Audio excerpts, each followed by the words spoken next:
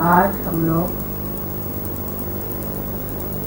श्री शिव की पूजा करने के लिए एकत्रित हुए हैं।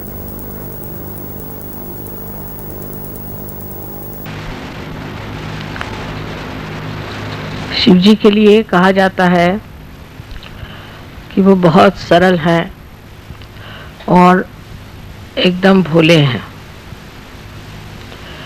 इसीलिए उनको जानना बहुत कठिन है।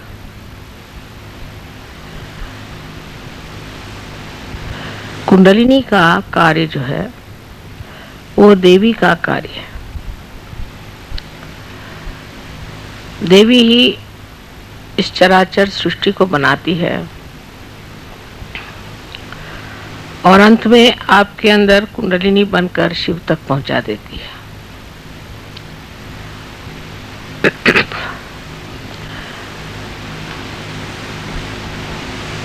शिव का पूजन होते वक्त याद रखना चाहिए कि शिव के गुण धर्म हमारे अंदर विकसित हुए या नहीं। इसलिए सबसे पहले कुंडलिनी के ही गति को समझ लेना चाहिए। जब कुंडलिनी का जागरण होता है तो सर्वप्रथम वो आपके शरीर को स्वस्थ करती है, क्योंकि शरीर का भी स्वस्थ होना जरूरी है और इसलिए आपका चित्त पहले अपने शरीर पे जाता है। शुरुआत में सब यही बताते हैं कि मुझे ये तकलीफ, मेरी ये शारीरिक तकलीफ है, मुझे यहाँ दुखता है, मुझे ये बीमारी है। या कुछ लोग शरीर से हृष्ट पुष्ट होते हैं तो वो बताते हैं कि मुझे सांसारिक क्या तकलीफ है। क्योंकि जब हम लोग जागृत अवस्था में होते हैं तो हमारा चित्त इन सब चीज़ों की तरफ आकर्षित रहता है और इससे हम लोग काफ़ी तकलीफ में रहते हैं। जैसे जैसे आप सहयोग में आएंगे आप यही पाएंगे कि लोग पहले अपने शरीर की या अपने सांसारिक चीज़ों की या मानसिक स्थिति की ही चर्चा करते हैं। इसलिए पहले ये व्यवस्था की गई थी कि शरीर को पूरी तरह से त्याग दिया जाए, यानी उसके तरफ ध्यान न देना चाहिए और उसको कष्ट देना चाहिए।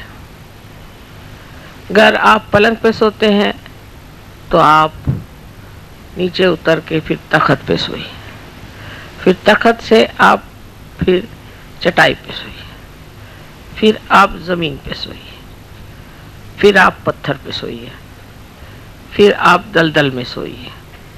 ऐसे अनेक तरह से शरीर को पक्का बनाया जाता था जिससे शरीर बाद में कोई तकलीफ न दे। शरीर का आराम किसी भी तरह से मान्य नहीं किया जाता था। जैसे अगर एक रात जागरण हो गया तो तकलीफ हुई तो फिर 7 रात जागरण करो, फिर तकलीफ हुई तो 24 रात जागरण करो। उसी प्रकार खाने पीने का भी, अगर मनुष्य को खाने की बहुत लालसा है तो आप 1 दिन उपवास करो, फिर आप 7 दिन उपवास करो, फिर आप 40 दिन उपवास करो। जो आपको चीज़ पसंद नहीं हो ऐसी चीज़ आप खाओ और बाकी सब चीज़ आप छोड़ दो। यहाँ तक कि आप अन्न मत खाओ, सिर्फ फल मूल खाओ। फिर अगर आपको कपड़ों का बहुत शौक है तो आप सादे कपड़े पहनो, फिर आप हल्के कपड़े पहनो, फिर आप हिमालय पे जाओ और वहाँ पूरे कपड़े उतार के ठंड में आप ठिठराओ। इसी प्रकार किसी को नखरा हो कि मुझे अच्छा घर चाहिए, मैं अच्छे घर के बगैर नहीं रह सकता, मेरे जैसे आजकल लोगों को बाथरूम अच्छा चाहिए, कपड़े, आजकल तो सब चीज़ें बहुत ज़्यादा आ गई हैं तो उतनी हम लोगों की इच्छाएं और प्रवृत्तियां बढ़ गई, उधर हमारा चित्त ज़्यादा जाता। तो कहा जाता था कि अच्छा ठीक है, आप बड़े महल में रहते हैं तो अब आप आकर के पहले झोपड़ी में रहो। फिर झोपड़ी में भी बाड़ा लगाते थे, उसमें भी वो अपने को असुरक्षित समझते थे। तो कहा जाता था अच्छा अगर इसमें आप अपने को असुरक्षित समझते हैं तो ठीक है, आप जंगल में आके रहो।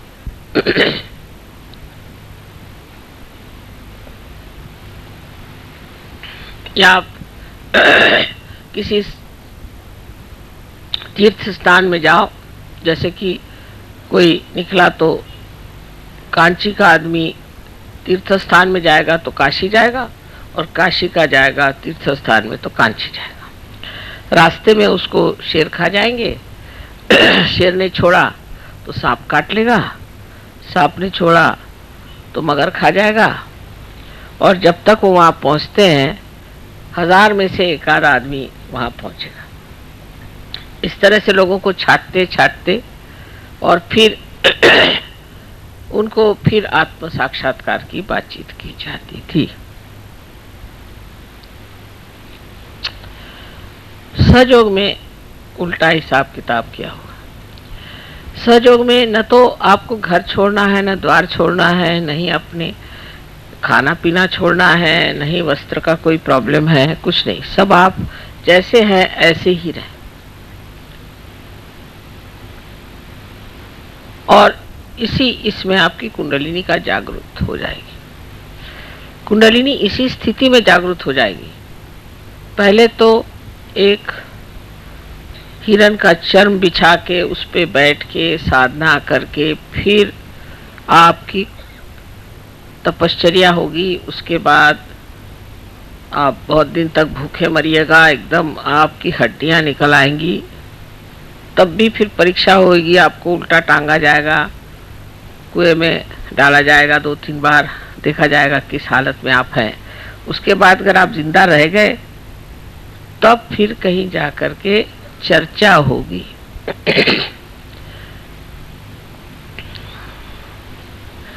अब सहयोग में उल्टा कारभार।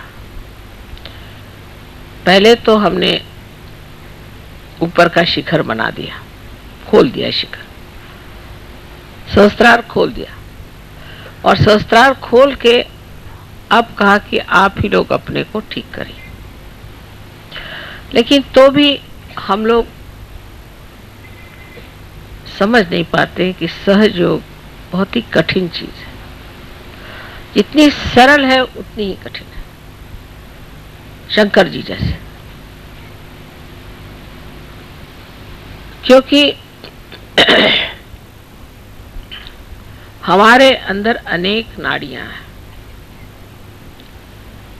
और उन नाड़ियों को खोलने का एक ही तरीका है कि हमारा चित्त जो है वो इधर उधर न उलझे। तो सहयोग में ये तो कोई नहीं बताते कि तुम खाना पीना छोड़ दो, कि उपवास करो और तुम जाके हिमालय में ठंड में बैठो, ये कोई नहीं बताता। लेकिन क्या करना चाहिए जिससे हमारी प्रगति हो? तो सबसे पहले हमें अपनी तरफ अंतर मन करके विचार करना चाहिए कि ये मैं क्या कर रहा हूं। जैसे कि अब आप कहीं गए और आपने देखा कि आपको सोने की जगह नहीं मिली, तो फौरन आप शिकायत करना शुरू कर देंगे कि माँ देखिए हम वहां में सोने की जगह नहीं मिली। उस वक्त ये सोचना चाहिए कि मैं ऐसे क्यों कह रहा हूं, क्योंकि मैं अपने शरीर के बारे में चिंता कर रहा हूं कि मुझे सोने की जगह नहीं मिली, मुझे ठीक से जगह नहीं मिली, और मैं अपना चित्त इसी में डाले जा रहा हूं।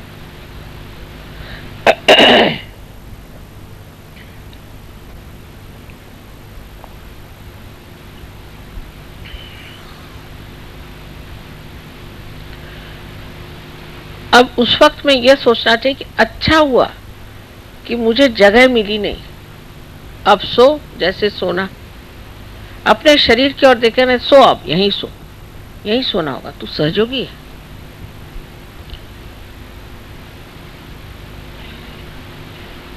तुझे सोने के लिए अच्छी जगह क्यों चाहिए?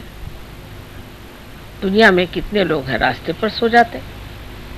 तू कौन बड़ा भारी हो गया कि तुझे सोने के लिए अच्छी जगह चाहिए? और लोग तो खड़े खड़े भी सो जाते हैं। तू खड़े खड़े क्यों नहीं सोता? और फिर सोना भी क्या जरूरी है?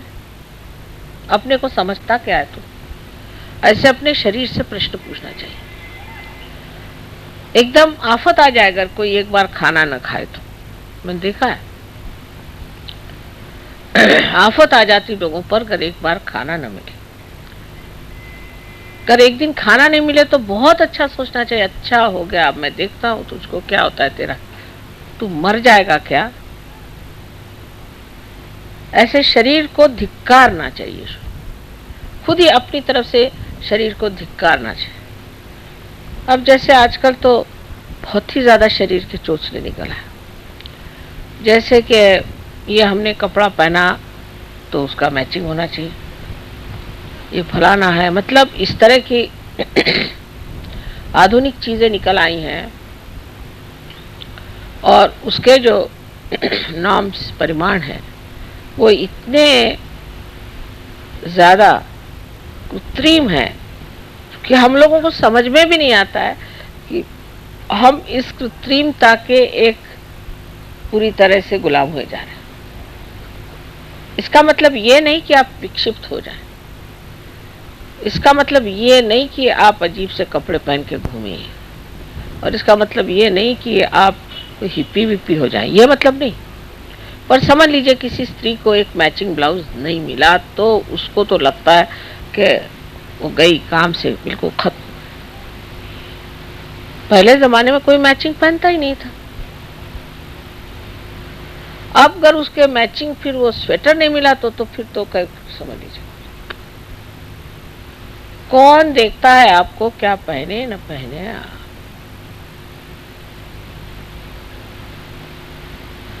और ऐसे कौन आप देखने से कौन आप कोई ऐसी विभूति है कि आपको देखने से किसी का आज्ञा चक्र खुल जाएगा, कि किसी का कोई यंत्र खुल जाएगा, कि कोई ऐसी बात हो जाएगी? कुछ भी नहीं। उल्टे आपको देखने से तो कोई पकड़ जाएगा आदमी। कभी कभी तो मैं आंख झुका के चलती हूँ, लोग कहते हैं कि माँ तुम आंख क्यों झुकाते हो? मैं कहा भैया ठीक है चलने दो, लेकिन हिम्मत भी करनी पड़ती कि भाई ये आंख है, इसको तो काम करना ही है और इसके काम बहुत है। लेकिन कलयुग में जितना आघात उतना तो कहीं नहीं हुआ। इसी प्रकार कोई एक भी चीज शुरू हो जाए, अब जैसे विलायत में है कि आपके बाल बिल्कुल उलझे होने चाहिए, तो अब सब ऐसे बाल उलझे घूम रहे। अब भाई तुम सहयोगी हो, तुम विशेष लोग हो, तुम ऐसे क्यों कर रहे हो? अपने को पूछना चाहिए कि मैं ऐसे क्यों करता हूँ, मैं अपने शरीर का इतना आराम क्यों देखता हूँ, मैं दुनिया के लोगों के साथ अपने को क्यों वैसी बनाना चाहता हूँ, उसी तरह से मैं क्यों रहना चाहता हूँ? मैं तो एक विशेष हूँ। पर विशेष कैसे होंगे कि अगर आप कहीं गए तो कमरे में सारे इधर पानी फेंक दिया, हम विशेष हैं? या कहीं भी बैठ के खाना खा लिया, हाथ नहीं धोए, हम विशेष हैं?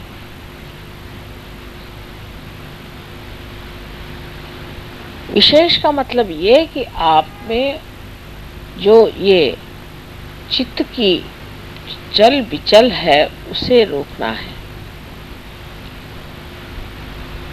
चित्त को लीन करना है चैतन्य में। फिर से सुनिए, चित्त को चैतन्य में लीन करना है। पर चित्त अगर इधर उधर उलझा रहे तो वो चैतन्य में कैसे लीन होगा? तो पहले तो इस शरीर को, इस मन की इच्छा, मन की भी 50 इच्छा होती, आपके हृदय में जहाँ शिव जी का वास है, वहाँ 4 नाड़ियां हैं। उसमें से एक नाड़ी मूलाधार तक जाती है और उससे आगे नर्क। सो लोग यही कहते हैं इसमें क्या खराबी।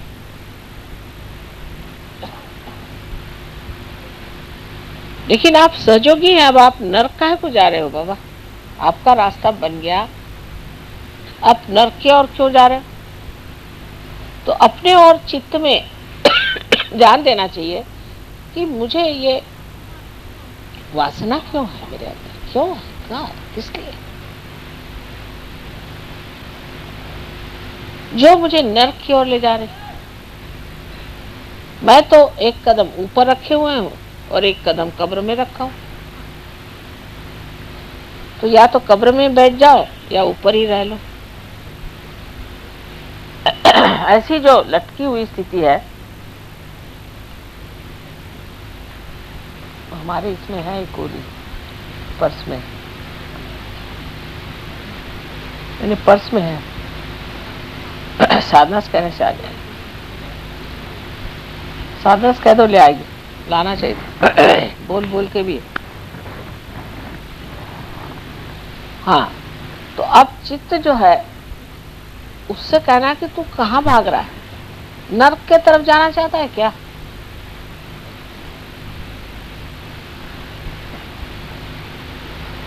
उसकी दूसरी नाड़ी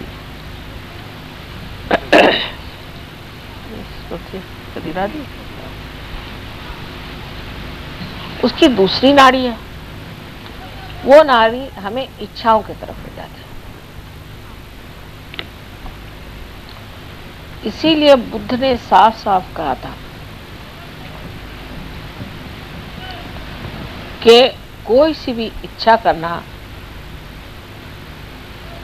यही हमारे मृत्यु का कारण है। इसीलिए हम बुढ़े भी हो जाते हैं और इसीलिए हम बीमार करते हैं, क्योंकि हमें इच्छा होती है। इसलिए डिजायरलेसनेस होना चाहिए, इच्छा हमारी बिल्कुल खत्म हो जाए। लेकिन वो खत्म नहीं होती।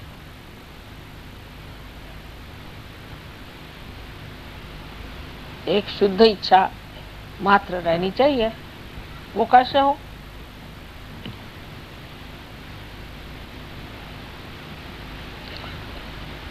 शुद्ध इच्छा इस तरह से हो सकती है कि आप सोचे मुझे इसकी इच्छा क्यों हो रही,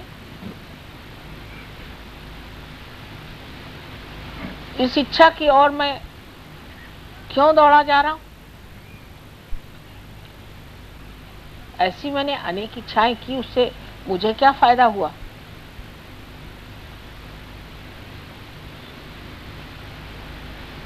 तो जो कुछ भी मिला है उसी में आनंद मान लेना ही एक सहयोगी का कर्तव्य।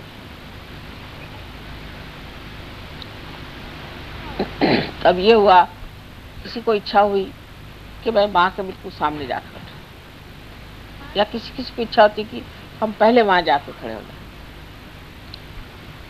ऐसी इच्छा क्यों हुई?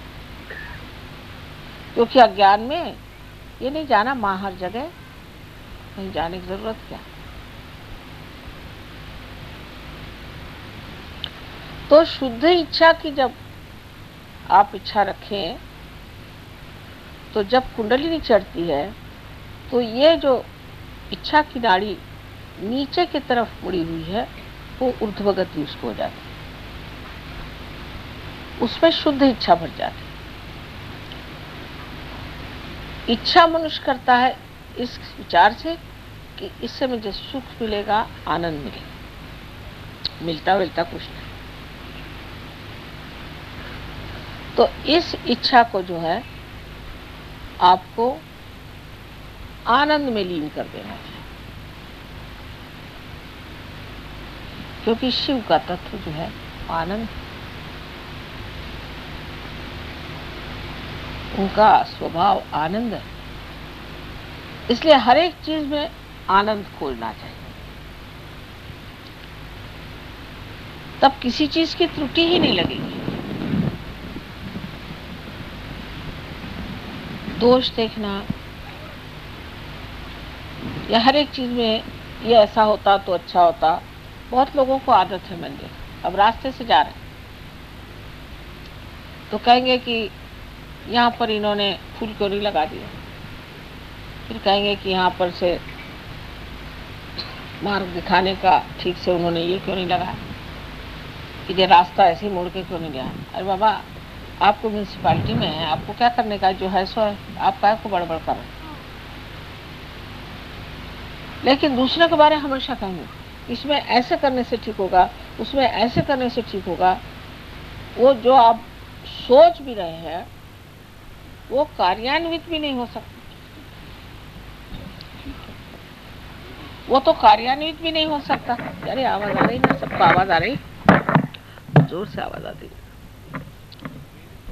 हाँ नहीं आ रही आवाज,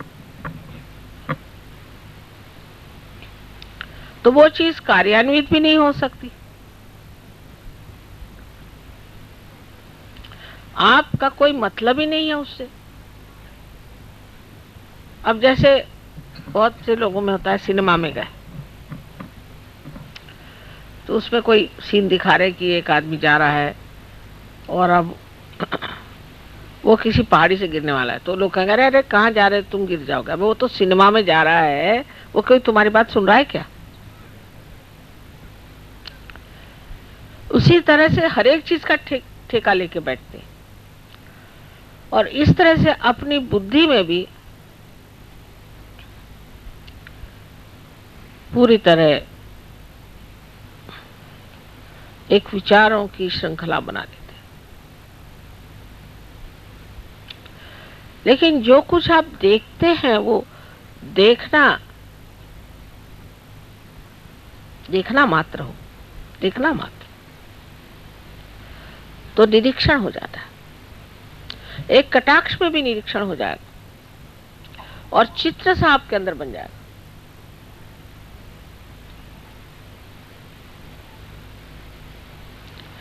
लेकिन वो देखना नहीं होता, इसे निरंजन देखना कहते हैं। उसमें कोई रंजना नहीं होनी चाहिए, ना उसके प्रति कोई रिएक्शन ही नहीं होनी चाहिए, बस देखो।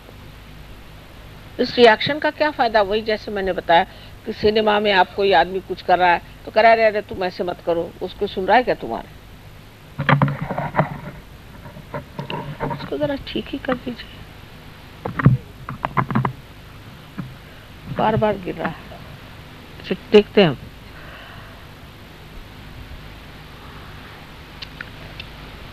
तो निरंजन देखना ये भी शिव का ही तत्व है। शिव के स्थान पर भी पहुंच गए और उनके मूर्ति के दर्शन भी हो गए, किंतु जब तक उनका प्रकाश हमारे अंदर नहीं आया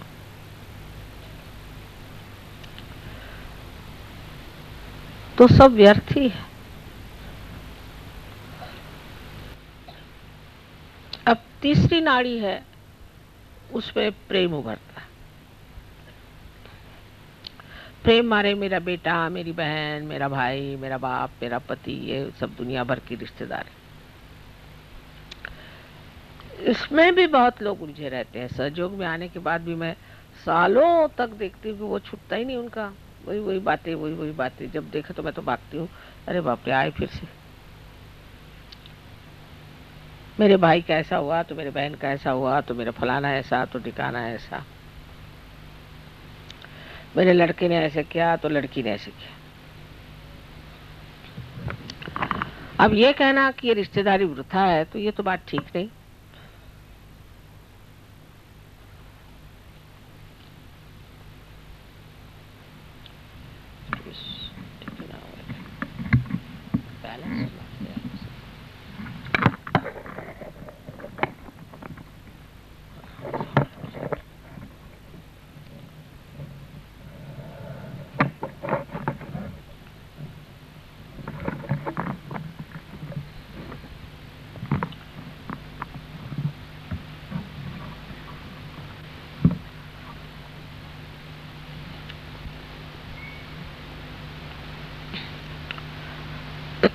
तो ऐसा मत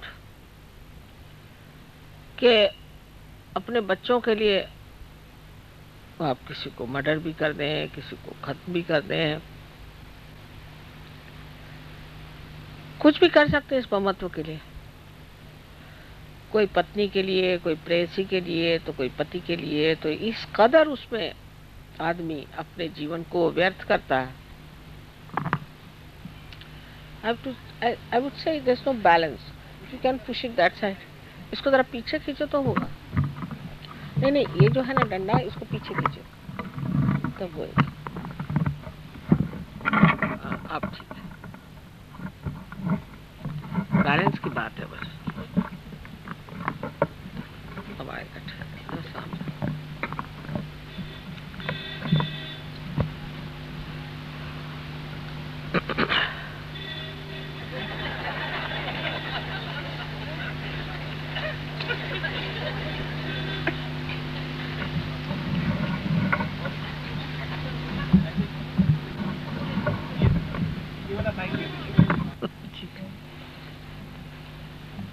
अब ठीक है।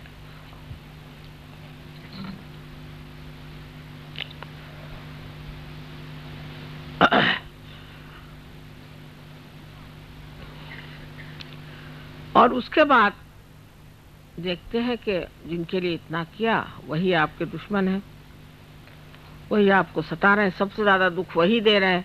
और आपको और भी ज्यादा दुख इसलिए होता है कि इन्हीं के लिए हमने इतना किया और इन्होंने हमारे लिए किया। अगर किसी के ऊपर जरा सा उपकार किया और उन्होंने आपको तकलीफ दी तो और भी दुख लगता है कि बाबा इसके लिए इतना करने पर इसने ये किया।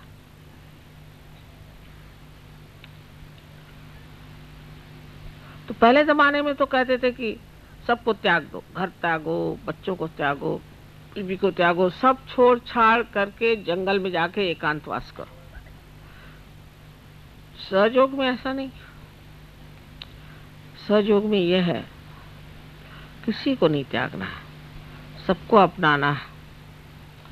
क्योंकि सहयोग एक व्यक्तिगत कार्य नहीं कि आप जाके एकांत में बैठ गए और तपस्या की और बड़े ऊंचे हो गए तो क्या फायदा हुआ, आप अवधूत बन गए तो क्या फायदा हुआ। हाँ ठीक है, एक ऐसा आदमी हो तो अच्छे भाषण दे सकता है, हो सकता है कि थोड़ी बहुत चैतन्य की भी वर्षा कर सकता है, पर उसे सारा संसार तो ठीक नहीं हो सकता। हमें तो सारे संसार को ठीक करना। तब ये सोचना कि मैं क्यों अपनापन सिर्फ थोड़े ही सीमित लोगों में रखता हूं।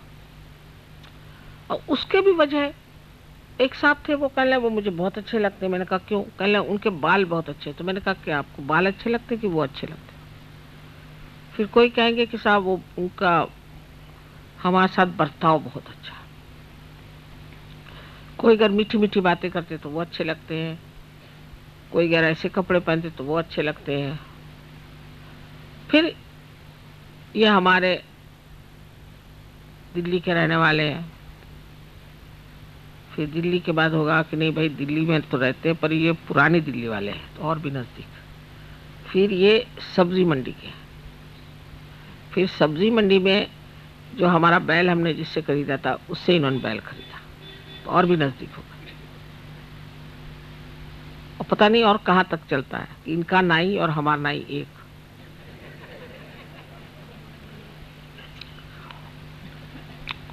और बड़े गले मिलेंगे, वाह वाह वाह वाह। नहीं तो ये बम्बई वाले हैं, दिल्ली वाले हैं, ये फलाने हैं, ठिकाने हैं, ये। अरे आप अब विश्व के नागरिक हो गए, अब कहाँ बम्बई और कहाँ दिल्ली और कहाँ मद्रास, ये अगर आपके दिमाग में अभी भी बैठा हुआ है तो अभी आप सहयोग को समझे नहीं।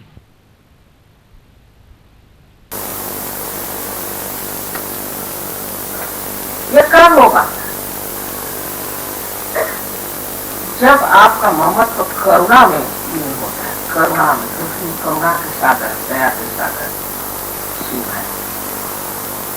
ये करुणा में लीन होना चाहिए। तब फिर बराबर समझ में आएगा कि किसे क्या समझना चाहिए, किसके साथ क्या करना चाहिए और अछूता कैसे रहना चाहिए। मैंने बहुत बार उदाहरण दिया है आपको कि एक पेड़ में आप पानी छोड़िए तो उसका जो सत्व उठता है वो पेड़ के हर शाखा में, हर पत्ते में, हर फूल में, फल में जाता है और लौट आता है। और नहीं लौटे तो वो उड़ जाता है। लेकिन अगर वो एक फूल ही में फंस जाए तो वो पेड़ भी मर जाएगा और फूल भी मर जाएगा। तो जिसे निर्वाज्य प्रेम कहते हैं, जो देवी का एक वर्णन में कहा जाता है कि उनका प्रेम निर्वाज्य होता है,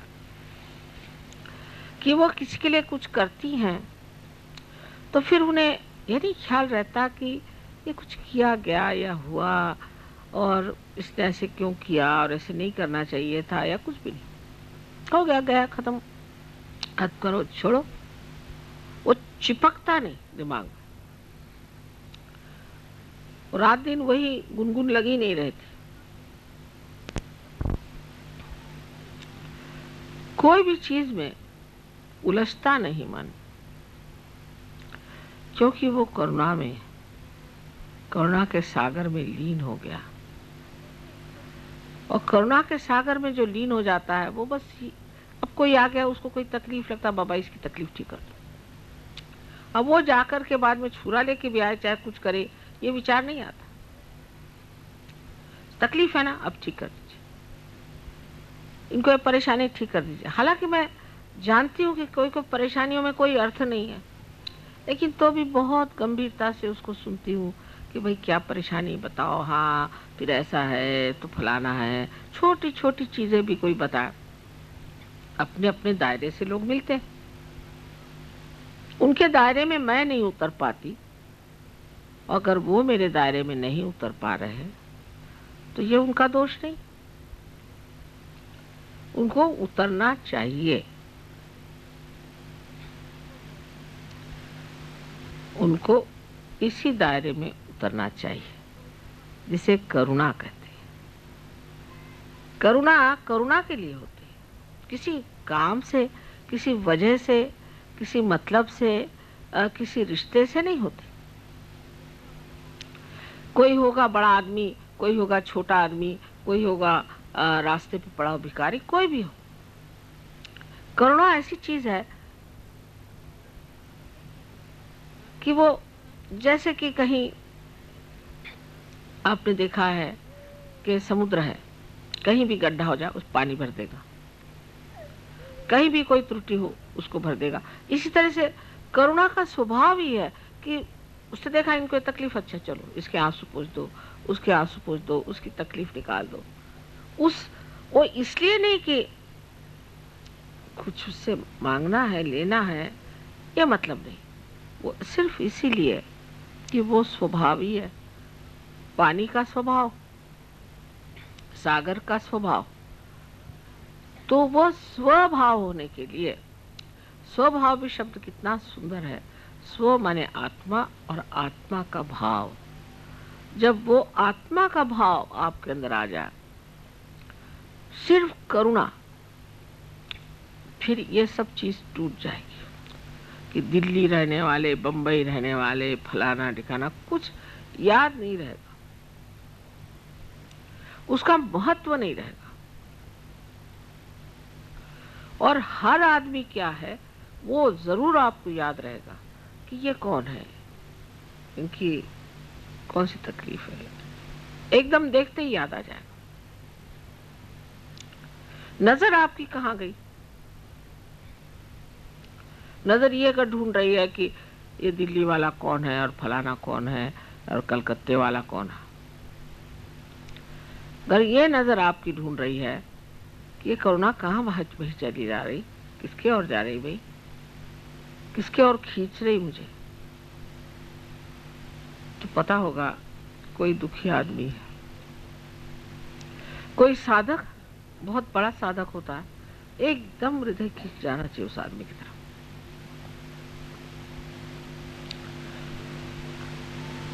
और ये करुणा ही सब आपको सुमति भी देती है और स्मृति भी देती है, मेमोरी देती है। क्योंकि जितनी निकटता करुणा से आती है उतनी किसी भी रिश्ते से नहीं आती। ऐसी विशेष चीज है करुणा। और इस करुणा में अपने को लीन कर लेना, इस ममत्व को लीन कर लेना ही सहयोग में उन्नति का मार्ग है। क्योंकि मैंने कभी नहीं कहा कि आप अपने बाल बच्चे छोड़ दो, घर छोड़ दो और घर से निकल के अपना जितना पैसा कौड़ी मुझे ला के दे दो। घर बेच दो, बीवी को भी बेच दो, बच्चों को बेच दो, सब पैसा मुझे दे दो। ऐसा ही कहते हैं ना साधु संत जो आजकल निकले। लेकिन इनके उल्टे सहयोग है। आप जैसे भी हो, जहां भी हो, अंदर ही अंदर बढ़ते जाओ। वो अंदर देखे बगैर तो नहीं होगा। फिर ये सोचना है कि क्या मैं करुणामय हूं? किसी को अगर कुछ है, अब उससे कहा कि नहीं भाई इस बार नहीं हो सकता, बहुत बुरा मान जाते। माने सारा ममत्व अपने ही बारे में, मुझे क्या मिलना है, मैं क्या पाऊंगा, मुझे क्या लाभ होगा। लेकिन ममत्व बाहर नहीं। कौन किस दशा में कैसा भी हो, करुणा अपना रास्ता खुद ही ढूंढ लेती है बड़ी सुंदरता से। और बड़ा आनंददायी है करुणा का पाना, उसमें बहना और करुणा में अनेक तरह के कार्य होना। आनंददायी तो है, लेकिन उस आनंद में लोभ नहीं होता कि ये आनंद मैं बार बार पाऊं। उसकी प्रचिति नहीं, कॉन्शियसनेस नहीं होती।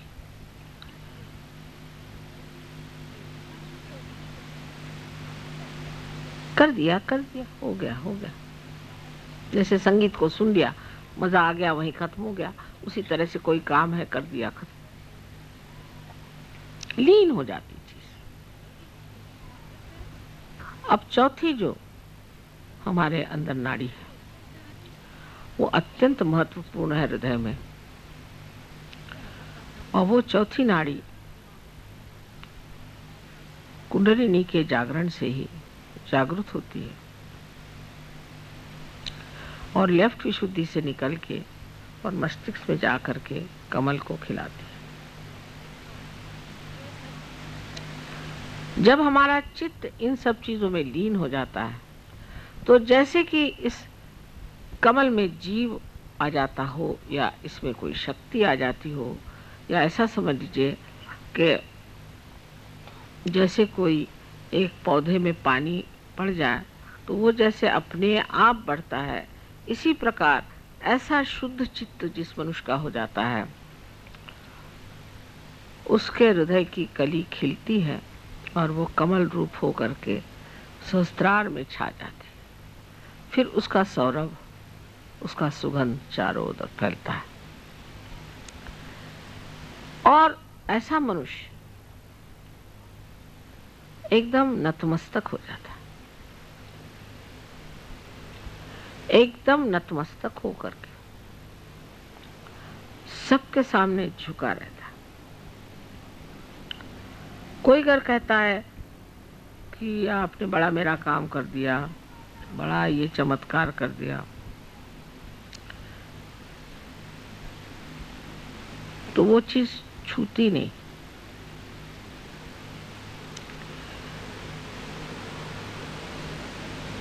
जैसे कि आनंद की लहरें बाहर की ओर तट पे जाकर के नाद करती हैं, किंतु वापस नहीं लौटती। उसी प्रकार जिस मनुष्य की यह स्थिति हो जाती है, उसका सारा कार्य बाहर निनाद करता है, आवाज करता है, उसका असर बाहर दिखाई देता है तट पर। उसके अंदर इसका कोई भी परिणाम नहीं आता, ख्याल भी नहीं आता, विचार भी नहीं आता। अब आप लोग कभी कभी, अभी आपने आगत स्वागत गाना शुरू किया तो मैंने सोचा किसी और का कर रहे क्या, मैं इधर उधर देख रही थी किसके लिए गा रहे हैं, किसका स्वागत कर रहे हैं। मुझे डर लगता है कभी मैं भी आपके साथ न गाने लग जाऊं। कभी आप लोग मेरा जय जयकार करते हैं तब तो मुझे बहुत ज्यादा डर लगता है कि मैं भी नहीं कहीं जय माता जी शुरू कर दूं। वाकई ऐसे छूता नहीं। जो भी आप कहते हैं, जो भी आपके निनाद हैं, वो और दूसरे तट पे जाकर छू जाएंगे, मेरे तक छूते ही नहीं, मुझे आते ही नहीं। हाँ, उससे हो सकता है कि अंदर बैठे हुए देवी देवताएं खुश हो जाएं और वो चैतन्य को बहाएं या कुछ करें, उस तट पर पहुंच सकता है। पर जहां तक मेरा सवाल है, मुझे कुछ उसका आभास भी कभी नहीं होता कि आप मेरे जय जयकार गा रहे हैं, तो मैं शायद वहां हूं ही नहीं। यह दशा शायद अभी इतनी पोषक न हो आप लोगों के लिए। लेकिन एक बात जरूर है कि आप जब स्तुति गाते हैं, देवता खुश होते हैं, आपके अंदर के देवता भी प्रसन्न हो जाते हैं और आपके लिए अनंत राशि से, अनंत नाड़ियों से कितने तो भी तेज पुंज ऐसे प्रकाश के किरण आपके अंदर छोड़ते हैं। आपने फोटोग्राफ्स में देखा होगा ये कितनी मेहनत करते हैं आपके लिए। तो आपके लिए भी बहुत आवश्यक है कि वो जब इतनी हमारे लिए मेहनत कर रहे हैं तो हमें भी इस शुद्धता को पाना चाहिए। तो पहले जो शरीर हम इसको धिक्कार रहे हैं, जिसको हम मान नहीं रहे, वही शरीर जा करके एक यज्ञ हो जाता है।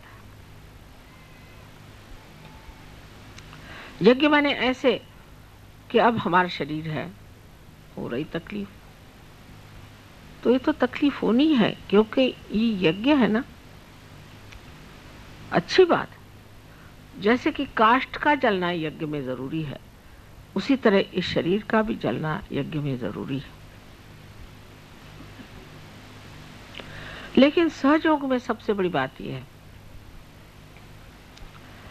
कि ये जो कृतयुग शुरू हो गया आपके पूर्व पुण्य से, आपको बहुत तकलीफ तो कुछ होती नहीं खास, सब सामने चीज आके खड़ी हो जाती, सब साक्षात्कार होते रहता है।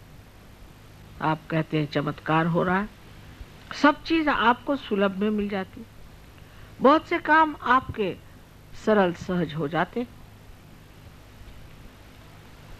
शोभना सुलभ गति कहा जाता है कि आपके शोभायमान इस तरह के जीवन में अत्यंत सुलभता से आप इसे प्राप्त कर सकते हैं। कोई भी अशुभ काम करने की, अशोभनीय काम करने की जरूरत है।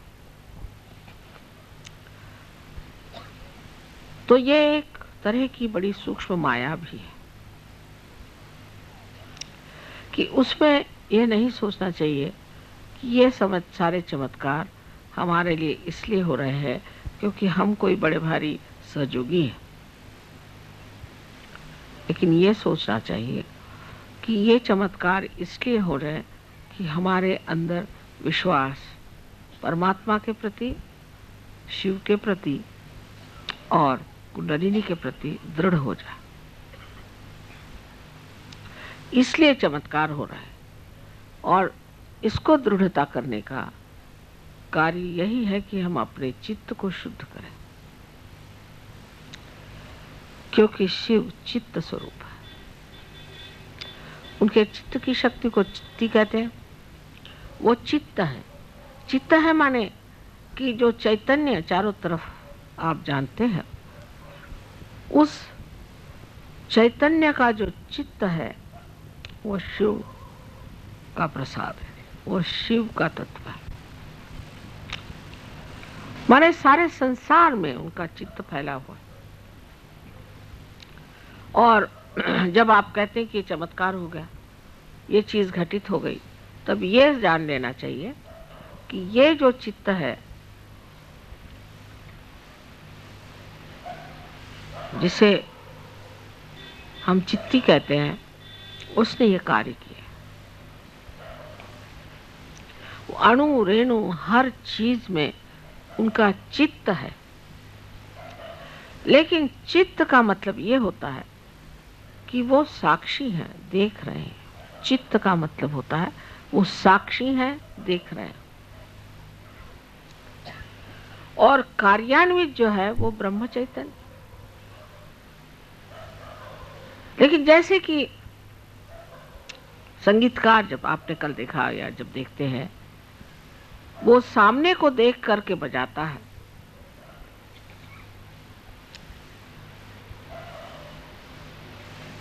उसी प्रकार ब्रह्म चैतन्य उस चित्त की दृष्टि को देख करके ही कार्यान्वित होता है।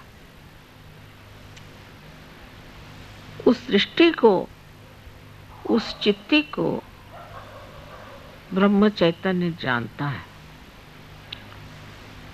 और वो इस कार्य को तब करता है जब उस चित्ती को देखकर उसे वो ठीक समझता है। जैसे अभी हम आते साथ एक साहब आए थे, एकदम से उन्होंने रुक्मानी माता जा रहे, मुझे देखते साथ एकदम हक पका गए।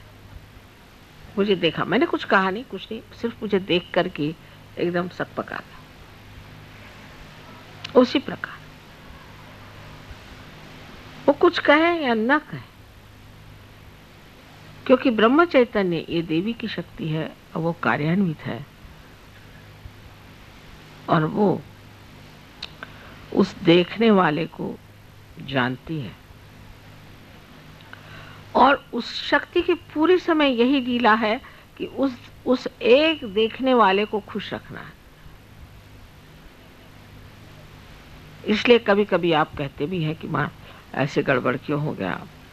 वहां इसलिए हो गया कि वो जो चित्ती थी उसका रुख बदल गया था।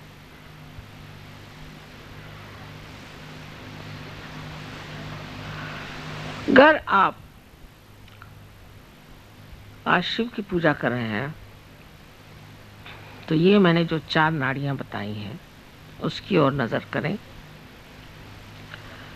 और जिस तरह से मैंने आपसे बताया है कि अपने को किस तरह से इन 4 चीजों में लीन कर लेना चाहिए चित्त को। ये कोई बड़ी गहन बात नहीं है, लेकिन सूक्ष्म है।